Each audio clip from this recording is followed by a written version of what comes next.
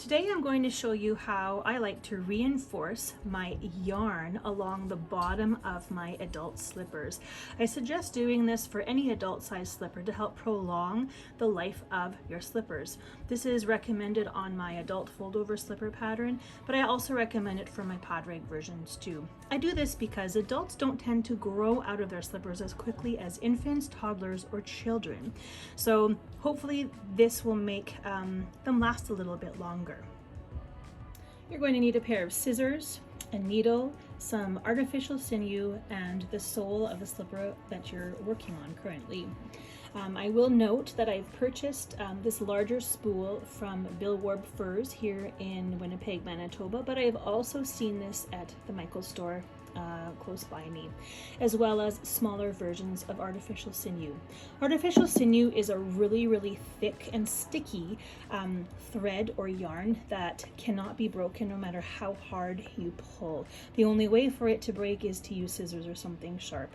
So I'm thinking that this will actually help cover the frays of the yarn that tend to get fuzzy and worn out with use. Today I'm going to be using the sinew from this larger spool. So I'm going to unwind an arm's length and a half of this spool and cut it when I reach that. And you'll notice that on your sinew you're going to have, it's really thick. You can choose to use it as it is, or if you want to try separating it for smaller pieces of thread, you can just pull it apart. Most sinews have 3 strands that you can work with. So once you figure out where it is, it's very easy. You just pull it apart and it separates into 3 sections. So I recommend doing at least one of these sections to sew it along the bottom of your slipper. So once you have your thread, this is 1/3 of a artificial sinew spool, this piece, and I'm going to just thread it into my needle. So now I'm ready to begin. I'm going to start at the heel or the back of my slipper. I'm going to make sure that my loop and my working yarn are actually set aside and protected. Sometimes when I'm working I get it caught up because this yarn is a little bit sticky, this thread. So you want to make sure that all of your wool or acrylic thicker yarns are safe and protected. I'm going to start at the back heel by poking my needle just above the suede as such and pulling it, leaving a few inches at the end so that I can use that to tie the 2 ends together and then hide them in the inside of the slipper sole. Now I'm going to be taking my needle and putting it through the hole of that first stitch at the back. Doesn't really matter where you start as long as it's at the back.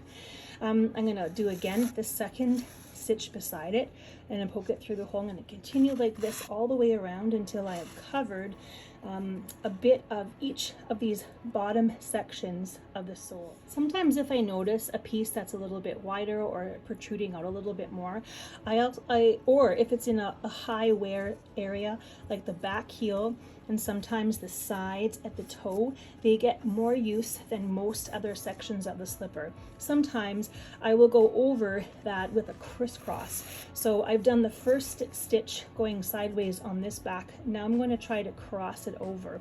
I think this helps to protect your yarn from getting caught on woods or those rougher carpets.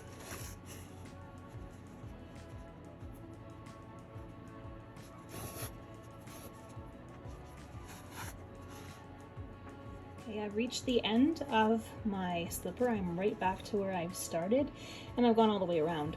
Now I have 2 tails, so I'm just going to cut this piece off and I'm going to tie this with a triple knot, double knot, however you'd like to secure it.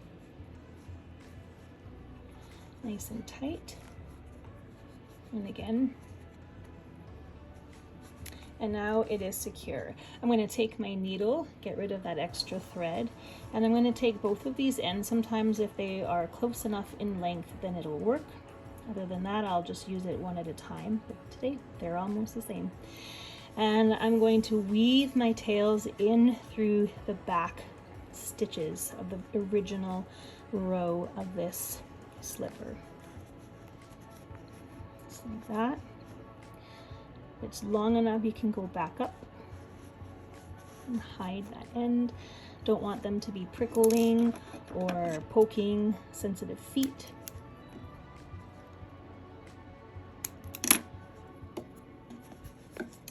And there you go. This is not necessary, but I just recommend it to help prolong your slipper soles, especially that yarn that initially touches the ground and has more wear. I hope that is helpful, and enjoy your slipper making.